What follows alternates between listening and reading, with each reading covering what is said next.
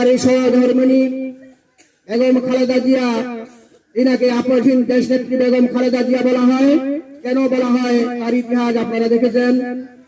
তার বাড়ি ভেঙে দেওয়া হয়েছে, তার এক সন্তানকে মেরে ফেলা হয়েছে, তাকে জেলে পুড়ে পুড়ে তাকে মৃত্যুর শয্যায় তাকে পৃথিবী থেকে সরিয়ে দেওয়া হয়েছে। এত জ্বালা যন্ত্রণা করার পরেও তার এক ছেলে লন্ডনে ছিল। 25 তারিখে ডিসেম্বরের 25 তারিখে 2025 তিনি বাংলাদেশে এসেছেন। এই যে তার দলের প্রতি তার প্রতি নির্যাতন, তারপরে তিনি বলেছেন দেশের বাইরে আমার কোনো বাড়ি নাই, আমার দেশ বাংলাদেশ, আমার ঠিকানা বাংলাদেশ, বললে এখানে মরব, কোথাও কোনোখানে যাব না। আর এই ধারাবাহিকতায় তার কথা প্রতিশ্রুতি তিনি সেটা রেখেছেন, কিন্তু আরেক ব্যক্তি এ দেশ থেকে চলে গেছেন। এটাই হচ্ছে খালেদা এবং হাসিনার পার্থক্য।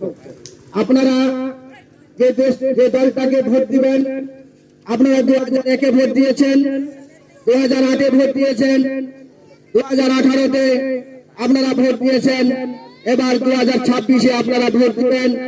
কারণ একটি ভোট আপনার জন্য, আমার জন্য, আমরা বাংলাদেশ গড়ে তুলতে পারি।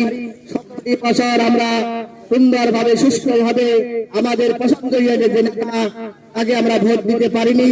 যেমন আমাদের ব্যারিস্টার জমিরুদ্দিন সরকারকে ভোট দিয়ে আইনমন্ত্রী, শিক্ষামন্ত্রী, স্পিকার, ভারপ্রাপ্ত রাষ্ট্রপতি বানিয়েছি, তেমনি আমাদের তারই উত্তরাধিকারী, তারই সন্তান ব্যারিস্টার নওশাদ জমির সৎ ভদ্র মানুষ।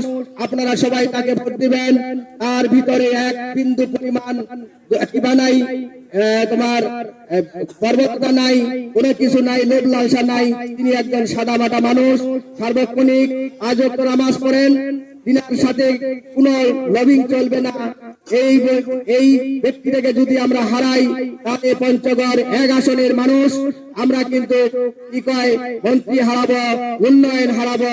তার প্রমাণ তার বাবা কুনিরাটে সাবিস্ট্রি অফিস দিয়েছে, কুনিরাটে শহীদ রহমান ডিগ্রি কলেজ দিয়েছে, ওই যে মাসপাড়ায় যে ছোট বিল্ডিংটা আছে, একাডেমি ভবনগুলো আছে, প্রতিটা ভবন ব্যারিস্টার জমিরুদ্দিন সরকারের হাতে গড়া, অন্য কেউ দিতে পারে নাই, 17 বছরে কেউ দিতে পারে নাই।